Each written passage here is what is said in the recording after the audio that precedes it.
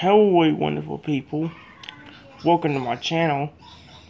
Today, I believe we're going to do part 156 to my random videos and random gameplay series. In the last video of this series, we finished one of my parts to our Pokemon Mystery Dungeon Explorers, a Sky Let's Play. And I did say in the last video we'd be doing a reaction next, but as you can see, the next video is an Edgenuity video. I decided not to show you the reaction video and deleted it already. So yeah, I'm going to go through the Edgenuity video. I'm going to go through these in order, but if there's a video I ain't going to show you or something, I will go ahead and delete it or whatever. Or keep it, depending on whether it's good enough. For this video, we got an Edgenuity video. I've only made 2 of these so far, but they're all very long. This one's the first one, and it is a total of 1 hour, 56 minutes, and 58 seconds. So yeah, it's pretty long. So yeah, I'm not gonna waste time, so we can get through at least the first hour of this video. The next time we'll get through the next 56 minutes of it. Kind of something with the Edgenuity video after this one. It's not right after this one, but sometime soon. It's an hour and 59 minutes, I believe, so we'll get through the first hour in the first video, then we'll get through the next 59 minutes after that. So yeah.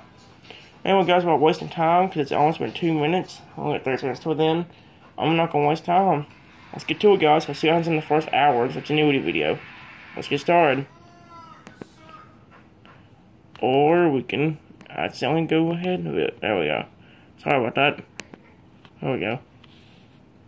Hello, everyone. Welcome back to my channel. Today, I'm going to do all of the Edgenuity videos today. Not all of them. Hopefully all of them in one section. What that means is, you know how in the last video we did Edgenuity, but we couldn't, I didn't get to, since the computer messed up and all that, or since I deleted all the videos, I don't have them anymore. What I'm going to go ahead and do is record most of the map section in this video. We're going to try to get as far as we can in the Edgenuity videos. If we have time to do English, we will, but if we don't, we're not worried about it. We're going to do all the map videos that we've gotten through already, and then we'll stop. Probably. Once I turn to English, which I highly doubt, I have to turn finish the map section. We'll see. I am going to let you know, I will try bringing back the iPad gameplays, but there's only 4 games on it. Them being Dragon City, Dragon's World, Dragon Vale World, Dragon Valley, and Dragon Mania Legends. There's about 5 games on there. And I'm going to try to show you at the end of the video, so yes. I've already got on the first unit, which is the financial plan. We're going to go to the vocabulary, and then we'll go to the direct instruction, and then we'll go on to the next lesson. The good thing about math is most of the sections don't take that long. It's normally just direct instruction you need to listen to, though. Here's the vocabulary for the section. They are... Oh gosh. Let me turn it up. There we go. Try it again. Here it is. Income. Income is money coming in through wages, allowance, or other sources. After that, we got a budget. Budget. A budget is a list of all income and planned expenses. Next, liquidity, or you say it. Liquidity. Available cash on hand for meeting immediate wants and needs is defined as liquidity. Next one's an asset.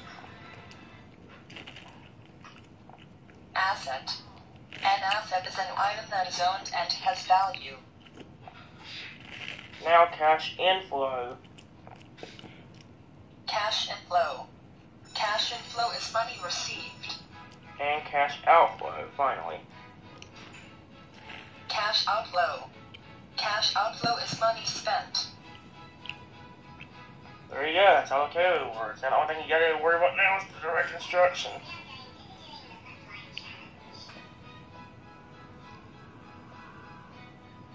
See how it's going loose into the direct instruction of the financial plan. Remember, it's with that sweet teacher, if you remember her. I really like this teacher that teaches us. She's really nice. Say it's her. Let's go to the first page. Let's see what she has to tell us, guys. Use this to help you study. If you have the same unit as me, I'd recommend using this video to study for like a final exam or something. That's the same goes for y'all, guys. If y'all need this to study, then listen to it. Talks about. By the way, there's 3 sections and there's 3 videos. There's basically all videos on this part. So just listen to it, alright, guys? Let's get started. Hello and welcome. I'm so glad you could join me today.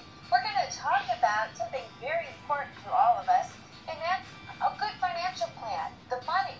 I know everybody loves to talk about, think about money, but today we're going to learn how to be smart with our money. Now, how many of you earn an allowance? Well, you might be thinking, yeah, I do. Some of you might think, no way would my parents or family give me an allowance. Well, let's look at the pie chart here. A little fun fact, my parents never give me an allowance. I keep telling them I do jobs for money, but hey, I need money, guys. I've got like $100 right now, but you don't understand. That Let's Go Pikachu, Let's Go Eevee game that I want costs over $100 right now. And that's with the Pokeball accessory thing. So yeah, that's the problem. That's why I kind of need more money. Now, if nobody buys me the Let's Go Pikachu and Let's Go Eevee, I won't use all my money by getting that game. I need money, to be honest. I still have a lot, like I said, guys, I feel Let's Go Pikachu and Let's Go Eevee game costs over $100. It costs at least $100. So yeah, continue to see what she's talking about. And you'll see, those of you that don't receive an allowance, you're not alone. In this pie chart, the no allowance category here is represented by 25% of the teens that were Don't worry surveyed. about the pictures and us, guys. Worry about the video and what she's talking about. How many teens receive between $50 to $99 Don't worry about this. per I'm seeing month that. for their allowance? Well, let's find that. That's the blue sector here, the blue slice of our pie chart. And that would be 21%. So 21% of teens surveyed earn between $50 and $99 for their monthly allowance. Now let's take that and use that in a I'm sorry, guys. It's been a while since example. I've gotten a video up. It's just that I didn't have the time to do so. My schedule's been out of whack for the last few days. I haven't been in school, but the problem is that my schedule for sleeping's also been out of whack. Late at night when I have time to record, I'd always get like sleepy, and then I'd fall asleep on the calendar, and I'd wake up around 8, and I'd be too sleepy to go to school again, and I'd be up. I might get maybe a video or 2 up in the morning, early in the morning, and that might be it. Then you won't see nothing late at night because I'll do the same thing again. Getting sleepy like 1 or 2 o'clock in the morning, fall asleep on the counter, and start the same thing over and over again. Multiply that by 21%. But now remember, 21%, that's 21 out of impossible 100%. So 21 divided by 100 is 0.21. So we have to convert that percentage to a decimal before we do the multiplication. So 249 times 0.21, or 21% of 249. When we multiply that out, we get 52.3. So that means out of 249 students at your school, we can expect about 52 students to earn between $50 and $99. So it's good to know how to interpret this data, because today we're going to use all of that to help us analyze all of the different components of a good financial plan. So we're going to take a look at some spreadsheets today and figure out how do we actually run the numbers. We get to do the math. That's the exciting part. We're going to actually describe and break down all of the different decisions and components that go into our financial plan. And finally then, you'll be able to walk away with a great idea of how you can set your goals and move forward and reach those goals and settling on a good financial plan. So stay tuned. We've got a lot of exciting things coming up. You know, we got a lot of the same things coming up, but it's math, which is one of my research subjects in general. The only reason I'm kind of interested in these videos is because it's this woman talking to us. You might be thinking, well, why is this woman so good? Well, as you can see, she's really nice. Yes. In the beginning of the video, she'll welcome you to the video you're watching. At the end of the video, she'll be like, alright, you did a good job or something. And then end it. Like you just heard there. You'll see later on that she'll do different things. She'll say I think in the last section, at the end of the last section, she'll say, you did a great job here today. I'm looking forward to see you all again. That kind of thing. She's really nice. And that's one thing that gets me excited about doing this ingenuity stuff. That's one thing I've noticed with English as well. Even if the teacher don't say anything nice, as long as they smile at the end of the video, that's what makes me happy. You'll see that later on with some of the teachers. Some of the teachers will not smile, and it gets kind of just smile already. It ain't that hard. Because I like when a teacher smile. It makes me feel good to be doing the lesson. When teacher, it's like if you were doing your work and you go to be your teacher and they were smiling. Like a really friendly smile, hey, you're doing good, good job, that kind of thing.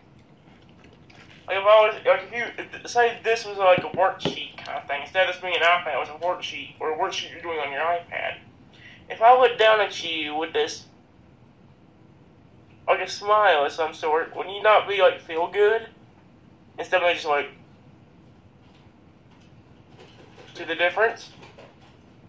But yeah, I'll go ahead and let the video continue. I'll go ahead and start the next video, guys. I'm gonna give us something to drink, I think, as well, so I'll be gone for a minute. Here's the next video, though. Here it is. Let's get started. Alright, we're ready to go. I'm glad you made it back because we're getting ready to consider some really important questions and understand what actually goes into a financial plan. And once you establish the plan, what sort of responsibilities are you going to have? Okay, I was looking at the back percentage, so to guys. help us distinguish between our responsibilities, let's start with this picture. What was your first instinct? Now, I'll tell you, my first instinct was, oh no, I don't have any money in my purse. But maybe your first instinct when you looked at the picture was, oh yes, I found some extra money I didn't know about. So whichever is your perspective, there's a need for a good, solid financial plan. Whether you have extra money and you need to decide what to do with the money, to invest it, to save it, to spend it, or you don't have enough money and you need to decide how to strike a balance back in either cutting down on your expenses or increasing the amount of money you have coming in, perhaps your income. So either way, there's choices to make, which is why today we're learning something very important, how to establish a good financial plan. To help us do that, we're going to consider the elements of this pyramid. We've sort of broken it down into some of the important critical parts. Let's take a look at the bottom of the pyramid. We start with income and budget. So making decisions about what to do with your money. How much money do you have coming in? Maybe you have a part-time summer job. Maybe you have an hourly wage. Or maybe you are lucky enough to have gotten started in a career and you have a salary. Either way, we need to be aware of how much money we're bringing in, how we plan to either save the money, to budget the money. Is there something we want to spend the money on? Maybe you've been wanting to buy a new guitar and you're trying to save the money from your job. All of these are good to be aware of when you establish this financial plan. In the second level, we see liquidity management. So liquid income, that again is your income.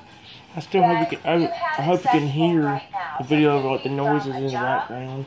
Could be money you put into your The problem with this account, video is it's so sensitive, you can even hear me drinking out of the cup, which really stinks. And the money you received from that sale, that's liquid income. In the third tier, we see financing.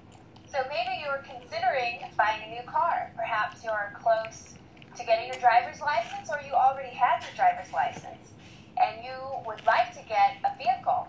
Well, you're going to have to consider financing. If you don't have the money right now, you're going to have to borrow the money and finance that. Buying a home, going to college, perhaps you have to finance part of college, or maybe you just simply would like to open a credit card.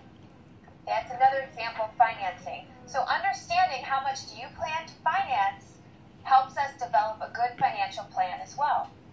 As we move up in the pyramid, next we get to insurance. So there is a variety of insurances available, all the way from car insurance, insuring a home, life insurance. I really hope the video's going over that sound, guys. I can hear it. Out insurance on the crops that they plant. So there's a wide variety. So understanding and knowing what insurance you want to put on the items that you own. So how will you protect those items that could potentially bring you liquid income? In the next tier, we see investments. Maybe you want to invest in the stock market. So you would like to buy and purchase a piece of a company banking on their success. And when they do find success, then you in return will be able to share in some of that profit. Maybe you're interested in some mutual funds. Many options out there. And again, asking yourself those questions helps establish a good financial plan. Retirement is at the top tier. And although it may seem very far away, you may think, retirement, that's just what older people have to deal with. We actually need to start planning now and developing a good financial plan to reach your goals in the future. So if you know that you'd like to have a certain kind of lifestyle or have a certain amount of money in retirement, then you're going to have to work backwards. So now in the present day, you are aware of your goals and you've set about a good plan to make those goals a reality. I'll show you on the camera, These are all guys. very important points to consider when developing a financial plan. Let's take these points and break them down even further. I've got 6 questions for you to consider here. We're going to take a look at the first 3. At the top, we see a plan for managing your income. So again, understanding not only how much money is coming in, but what are you going to do with the money? So you had a summer job. Are you going to put the money into the bank? Are you going to spend it all right away? Perhaps you want to make a purchase at the end of summer. So you're saving it so that you can purchase that item at the end of summer. So deciding how do you want to handle your money? Are you going to put it into a savings account, a checking account? What do you have set up? To be honest, most of the time I think I'd do one of the 2 things she said. 1, save the money and wait for when I get an item that I want. Like for example, let's say I didn't have that $100 and I needed to get that Let's Go Pikachu, Let's Go Eevee game. And let's say nobody bought it for me for Christmas. So what would I do? I'd try getting some money, saving it up, and then whenever, if nobody does give me the Let's Go Pikachu, Let's Go Eevee game, I'll have $100 to buy it myself. That, or I'll do option number 2, which is where I'll spend the money right away. It may seem weird, guys, if there's an item I really want and I have enough money for it, and most likely, if I can, I want to get somebody to take me to the store I want to go to, get the item, and then come back, and then have that. That's when I should have done the Charizard plush. You don't know this, guys, but there would have been a Charizard plush at one point. From my Let's Go Pokemon Talk series, if you're wondering. There was a big old Charizard plush that was like $40 on a GameStop one time. And I was wanting to get it, but I didn't have enough money or whatever. Or I was asking her to get it, and she said no. So at the time, I couldn't get it. What's funny, we went back to that same GameStop, I think a few weeks later, the item was gone. The Charizard plush I really wanted, just gone. Disappeared. I was like, oh crap, I should have bought it. I think it's the time I actually got that new Pokemon Cup. I don't have it with me right now, but I did get a Pokemon Cup one time at the store. I'll show you that at the end of the video or something if I remember to. Or if I ever start using it. Which I am using it a few times, just I want to use it mainly on the weekends so I can use it a little bit more. The thing about them big cups is I don't want to just like put one drink in it, wash it out, and then put it in the sink or anything, and it'll be done. I want to actually use it a few times, and that's why I'm going to save using that big cup for the weekend. That way, I can use it a few times instead of it just me sitting. I may have to go to school and then I can't use it anymore. That kind of thing. So yeah, I'll try to move that a little more. Let's go and continue, guys. See what she has more to say. See what she has to say now. In the next box, the second box, we see a plan for managing your liquidity. So again, your liquid income. Maybe you sell something to a friend and you make that money. What are you going to do with the money? The money that you earn from your part-time job. Perhaps you're doing yard work on the side and you're making money. Maybe you're doing a little babysitting and you're making some money. What are you going to do with that income? Where are you going to put it? A plan for financing. So maybe you're already starting to think of college. You know that you're going to be the sole provider for the money to go to college. Well, that's very important then to establish a good financial plan so that you can ensure you're making the most of your money to be able to reach your goal of paying for college. Perhaps you're going to have to finance or get a loan to purchase an automobile. These are all good things to know ahead of time so you can reach your goals and establish that good financial plan. Here's a couple more questions for you to think about or points to raise. In the top box, we see a plan for protecting your assets and your income. So that, again, money coming in, assets would be perhaps some items that you own that could be sold for money. They have value. Those are assets to you. You own them. What do you want to do to protect those? Maybe you have a vehicle, and perhaps as part of your deal for being able to drive the car, you're responsible to pay for the car insurance. So that insurance is protecting your asset. The car is owned by you or perhaps your parents, and you're protecting it by purchasing the auto insurance. We also see a plan for investing. So again, how much risk is involved? If you purchase stock in this particular company, what if they're not successful? Do you have enough backup income in case you lose money? Another plan to consider, retirement. So do you have enough money now to see it grow to reach your goals for retirement? What happens if you lose your job? Do we have enough money saved up to still reach your retirement goals? These are all important questions, and they'll help us to establish a really good financial plan. So these will help you start thinking about your situation. Where's your income coming from? What are the components that you need for a good financial plan?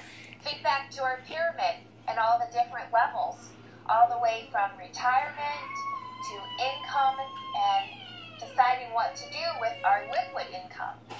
So start thinking about those questions, and in the next section, we're going to look at the actual numbers. So now we're going to get to the really fun part where we get to actually do the math and decide what the best financial plan is for you. So stay tuned. We're almost done. You guys are doing great. I agree with her, guys. If y'all are still on this video watching it and paying attention, and even have the opportunity to jot down notes, if you're jotting down notes, I'm really proud of you guys. Especially some of you that study. That includes myself, actually. If I'm ever not recording this video or I'm watching the video I made, if I'm sitting there taking notes, good job, me. But either way, guys, I'm going to tell you, while she says you're doing a good job, and I agree with her. Y'all are all doing good for watching this video. It might not seem like much, but if you ever have to do something like this, like if you have Ingenuity and you're doing the section, and it actually helps you. It will help you a lot. So yeah.